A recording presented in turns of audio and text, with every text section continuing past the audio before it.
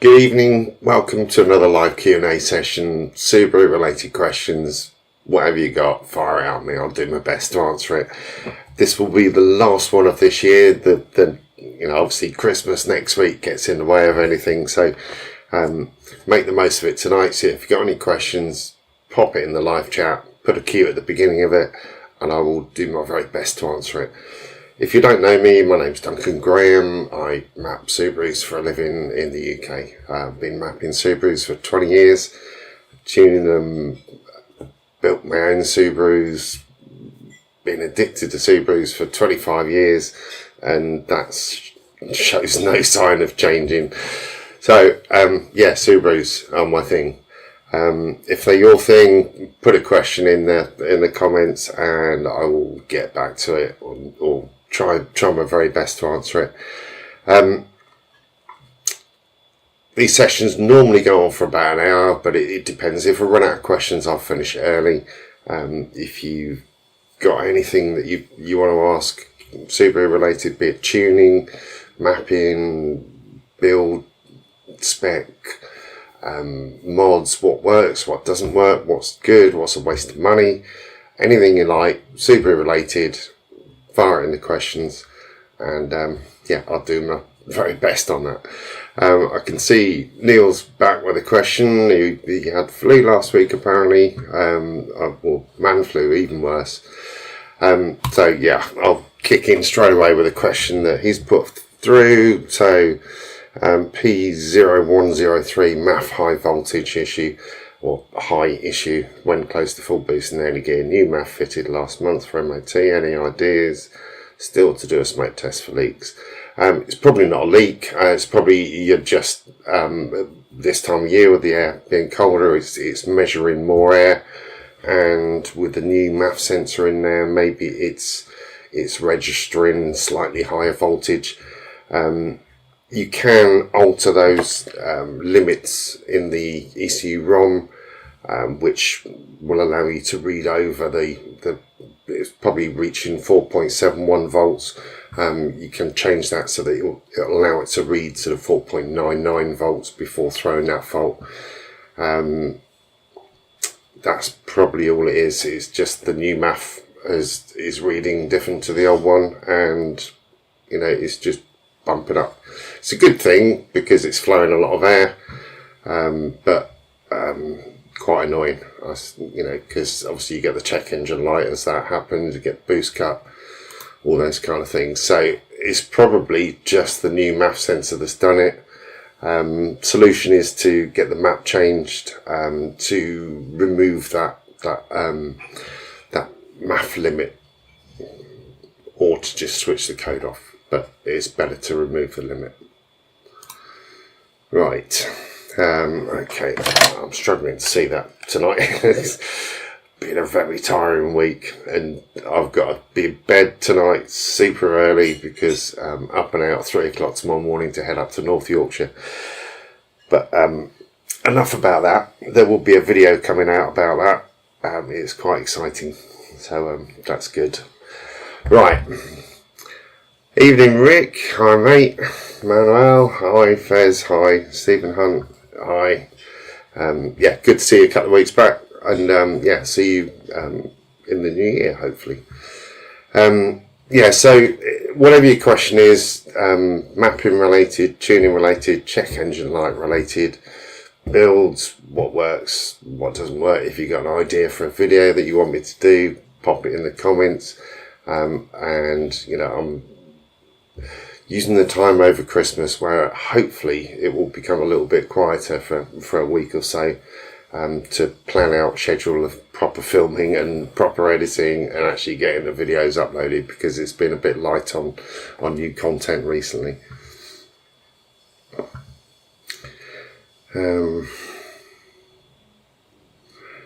Right. Da-da-da.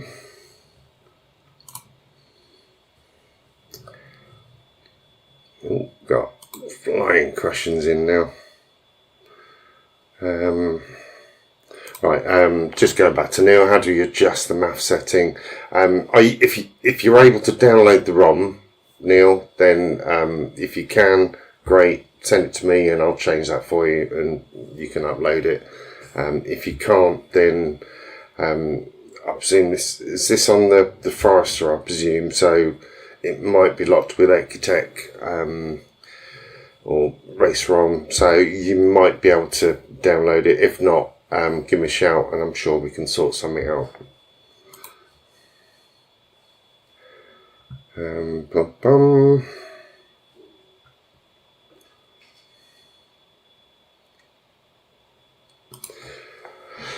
Okay, Andrew, recently bought an 06 XF Forester, installed an AEM AFR gauge. I'm chasing a weird type of slight misfire on a light cruise.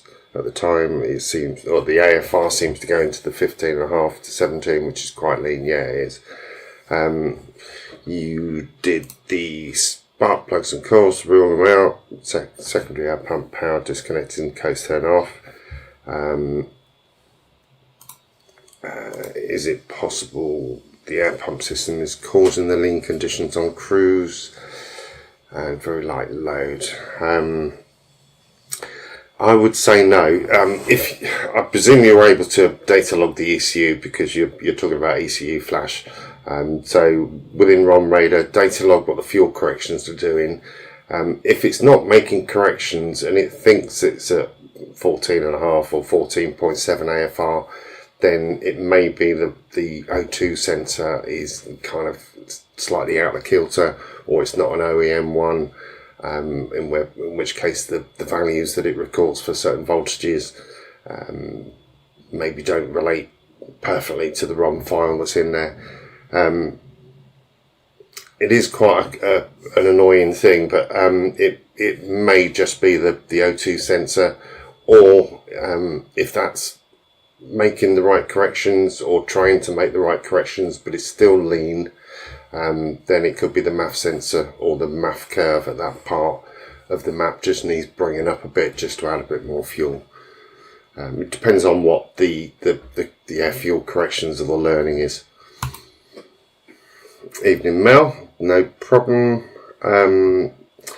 Right, what do you need to do this? Send me an email, Neil. There is a piece of software. You need a Tactrix type cable to download the ROM, but yeah, the software to get you to be able to read that off, you're probably going to need to pay for.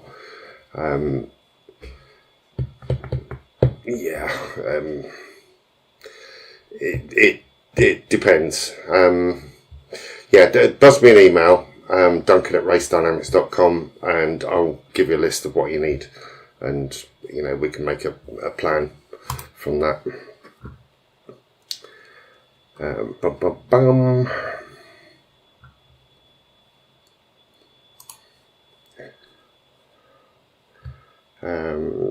No problem at all. I enjoy doing these sessions. I enjoy doing the videos. It's just this year has been a bit of a nightmare from a personal point of view, with moving house and massive complications over that. That's kind of thrown me off from a video production point of view. But the plan is a bit of downtime over Christmas and New Year period, and fully get into getting the videos back out. As I say, tomorrow I'm out filming while I'm working up in North Yorkshire, so that will be fun, and that will be a video, should be coming out around Christmas.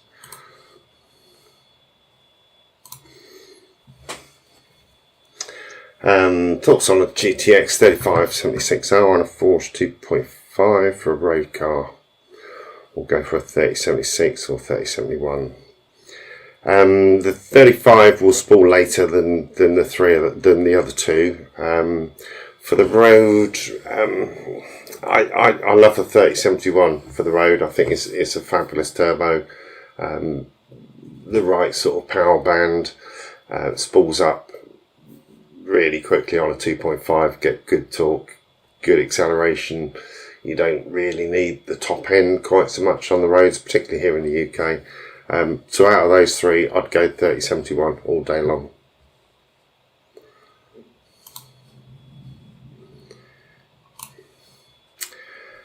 Yeah, a Link G4X in the Forester SCI would be a good solution. You just need to make sure that you're ordering the right one. So it depends whether you've got anything in pins 1, 2, and 3 on the A plug.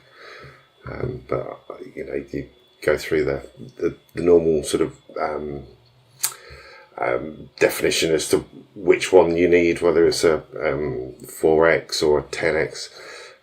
But yeah, the Forester STIs are a bit weird. It's not completely straightforward as to which one that you need. Right.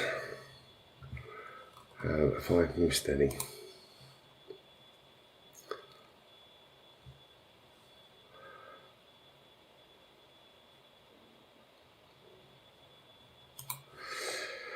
Right, Rick, hi.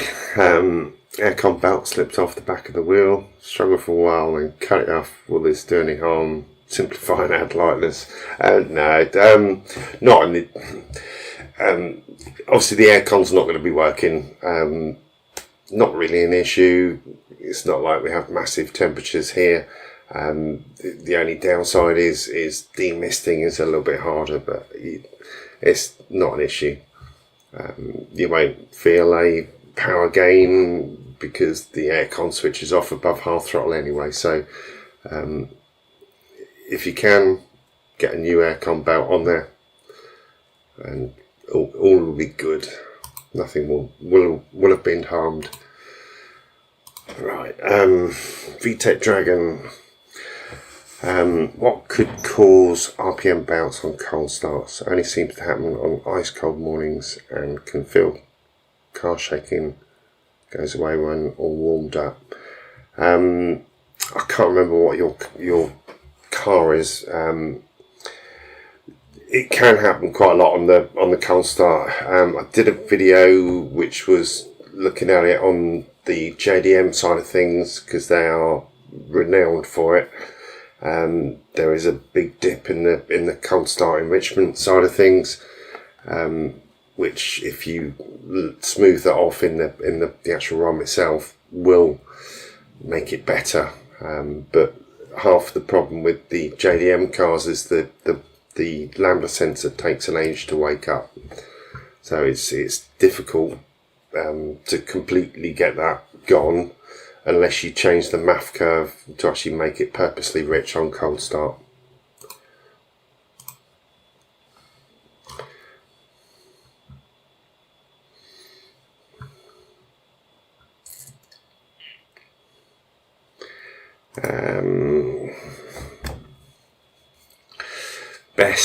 Best ECU, is there one, or are they more or less the same? Best is a word that, your best is different to someone else's best. Best for, the standard features of a Subaru is the standard ECU. It works really well. It's got good cold start, good knock control, good closed loop fueling when you cruising and idle. But when you start pushing the power up quite a lot, you run into either MAF sensor limits or things where the ECU starts fighting against you rather than helping you make power or improve reliability. It starts really hindering it. So best is a difficult thing. Best for 400 horsepower. The standard ECU works great for 400 horsepower on a 2001 onward Subaru. On a earlier version Subaru, you're into aftermarket ECU territory at that point. Whether you go Link or Cyvex or Haltech or countless any other ECU, they all essentially do the same thing. It's just you got to think about the extra bits that you want. So if you're going aftermarket ECU, then I would recommend going the full wideband closed loop fueling side of things. And if you're doing that, Cyvex wins that hands down. The closed loop fueling is absolutely incredible. The Link CAN Lambda works nicely, but it only really works nicely on cruise and idle. because the maximum update is like 10 times a second. So when you're on full boost, full revs, 10 times a second seems a lot, but that's actually 4 complete revolutions of the engines before it makes any corrections to fueling. So that's quite a lot. 10 updates a second, whereas the Cyvex will go up to about 1200 times a second. So it'll do once per cylinder. So it can control it a lot better and a lot quicker. But on some of the models, like the drive-by-wire cars, the Cyvex is probably essentially double the price of a Link. So it depends on what you need, what you want.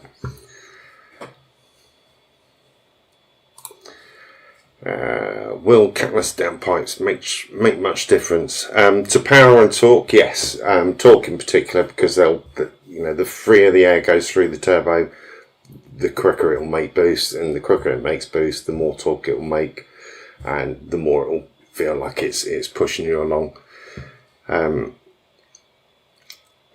The downsides, obviously, MOT and emission side of things, you're going to have complications on that, or more work to do when it comes to pre-tests.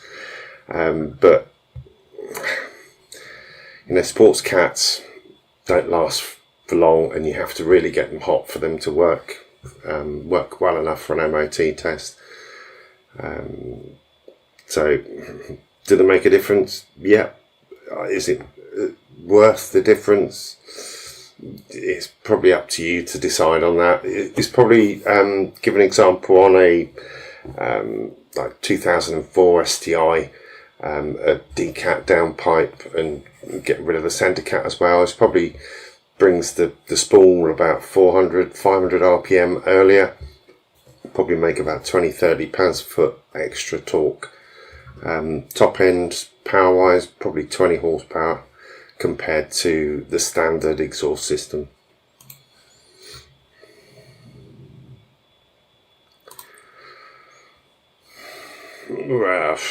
Recommended method to run flex fuel on open source 06WX. Personally, I wouldn't.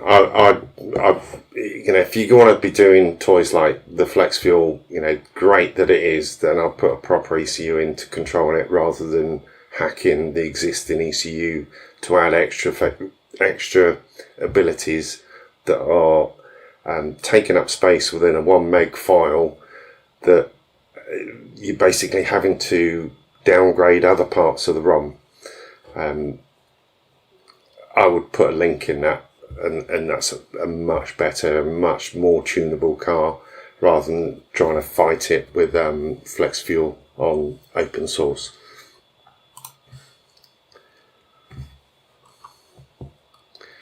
As I was saying earlier, when you get to the sort of higher horsepower and the extra toys, the standard ECU starts fighting against you, and whether you're putting mod in there, or dime mod, or Carberry, each one of those is taking essentially a very small file, and then saying, okay, rather than using all that file to control all the bits that the ECU needs to control, is saying, okay, well, we're going to halve that file and get that to run the car, and then the rest we're going to use for the toys.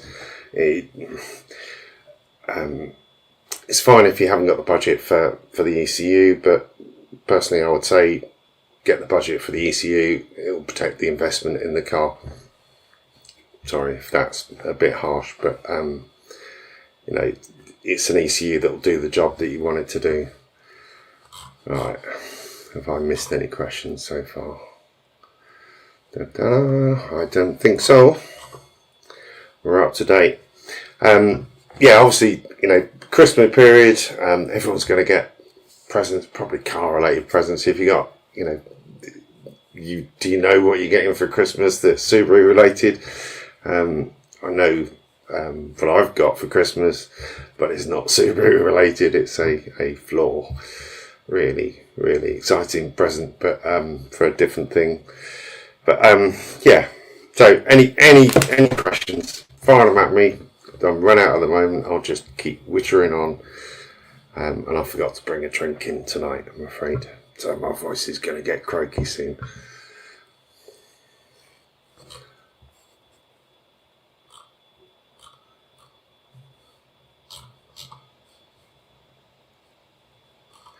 Right, have we got any questions coming? If not, I'm going to finish this session really early and get to bed. I'll tell you what I'll do. If I load up a Forester SDI file and show, if I can do that.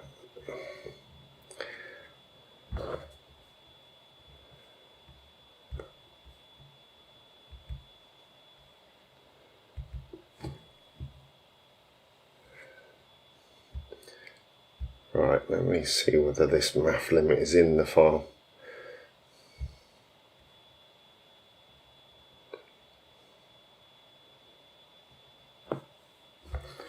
Yeah, it's not in the open source file, but it might be on the Ecotech side of things. If not, I can find it within there. Okay, right. So Neil sent the email on that. No problem. I'll have a look at that. Probably be on Friday now. But yeah, I'll reply and see whether there's a way to do it.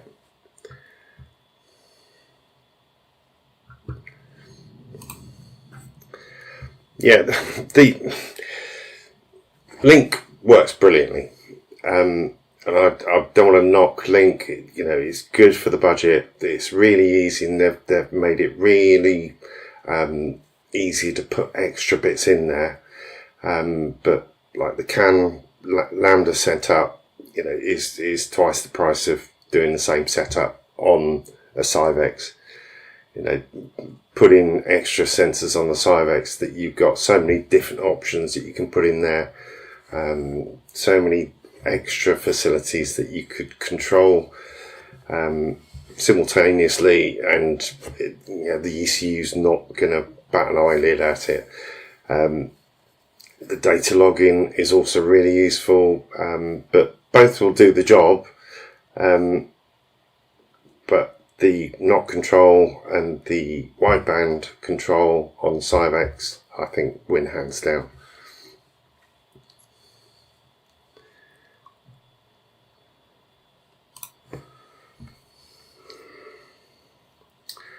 Okay, VTEC Dragon. Sorry, yes, it's a high mileage 2008 WX, mostly stock apart from custom exhaust and decal. So if it's hunting, it could well be, if you got an induction kit on there as well, then it might be slightly out of kilter on the MAF sensor. It could be a sensor that is going down slightly, or as I said earlier, it might be the O2 sensor just isn't waking up quick enough and making it sort of hesitant in that first part of starting up.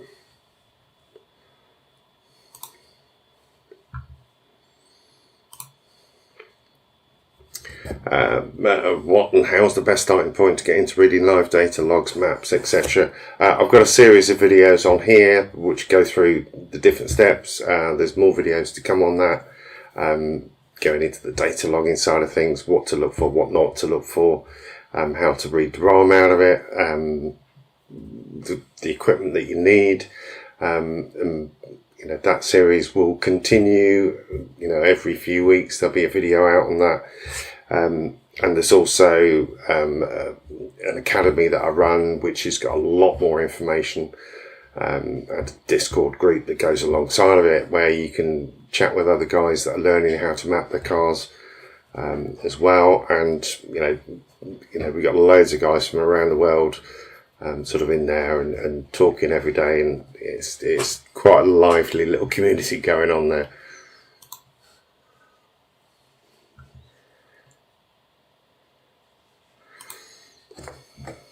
Oh, hi Ollie. Hi. John's old Forester STI, going to treat himself. Budget of £300. Anything you would do? Reliability gauges, blow off valve. Okay, blow off valve I wouldn't, full stop. Standard one works great. And I personally think the noise is silly, but you know, each to their own. Most running problems tend to be dump valve related where they're sticking open. £300, I would probably put a stiffer rear anti-roll bar on there and get a good geometry setup done. And I think that would be a very good £300-ish, more or less, well spent. I think that's probably what I would do.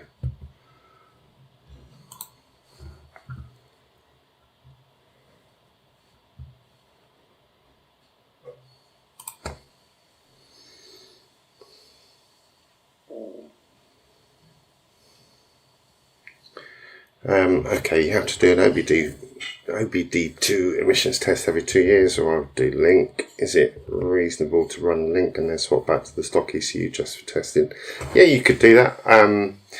There's no reason why a link with the link CAN lambda setup couldn't get the emissions to be exactly the same as the standard ECU. So it shouldn't preclude like using that ECU for getting through MOTs. I'm very jealous that you only have to do it every 2 years though. But yeah, you can swap the ECU as long as you're not altering the original wiring loom, which you wouldn't be. A link would be plug and play, so you can just hook that in, or put the standard ECU back in for tests, and then put the link back in for a bit of fun after your test.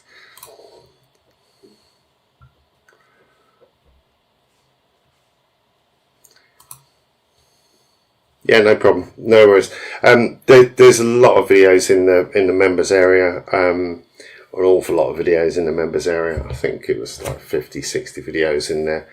A lot of the detailed videos that I've done, where I'm showing kind of the map side of things for the main area, I do a much longer version, which is for the academy side of things, which goes into all the detail of what I'm doing and why I'm doing it. Okay.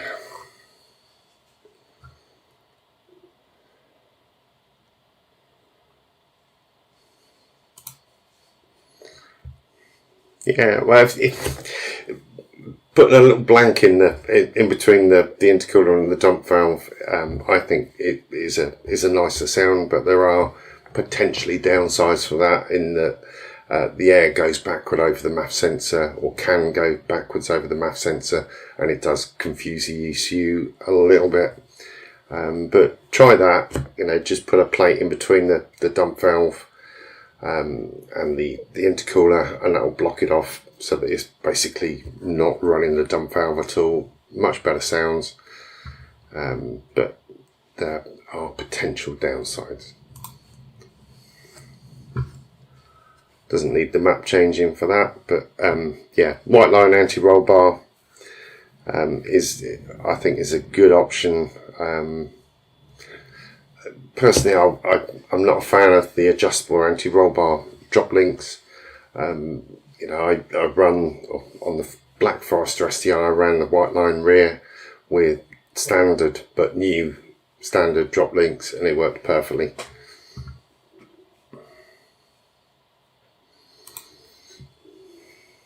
Alright, Paul. Right. Everyone has different opinions on this thing, so this is just my opinion from being in literally hundreds of Subarus over the years, probably thousands, I would say. Best anti-roll bars for the road, for STI blob eye front and rear, I would go with a 22 on the front and the back, 22 on the softer setting and the back on the harder setting. There's 2 settings on the front, 3 on the back, so I'd go with the harder setting on the back, softer on the front, just makes it nice and pointy. But 22mm. If you run too thick on an anti-roll bar, then you get like this wobbly motion when you're driving along. It can be a bit weird, not particularly nice for passengers. But the 22, you don't get that quite so much. It does stiffen the car up a bit. But 22 front and rear, in my opinion. Everyone else will have their own opinion, but I think that works well. And a good geometry setup. Best money you spend. Right. Come on, questions. Otherwise I'll be switching off. I'll be like, that's it for this year. Be back on, I think, on the 1st of January. I think it's a Thursday. I think maybe a Friday. I'm not sure, but beginning of January there'll be another live stream, but there'll be a video out in the meantime for sure. Alright, I think the questions are running thin. So thank you guys, thank you for your support over this year and over the previous years. Hopefully everyone's going to have a really great Christmas. I know I'm going to get some rest and come back fully refreshed and ready to go beginning of January. And yeah, we'll take it forward from there. Well, one last question. What exhaust system? Not silly loud. Everyone's definition of loud is different. Miltech works great, I think, from a noise point of view. Difficult to get hold of them now. Hayward & Scott can make an exhaust that will sound exactly like you want it to sound. Yeah, the best thing to do is to find an impressor that you like the sound of and see what exhaust that's got. Because, you know, saying you want a quiet exhaust or a loud exhaust, you know, they're so different. So yeah, best thing is to listen to them, go to a meet or something like that, and just find one that you like and ask them what they've got, and it's probably your best bet. Right, cool. Thank you very much, guys, and I will see you next year.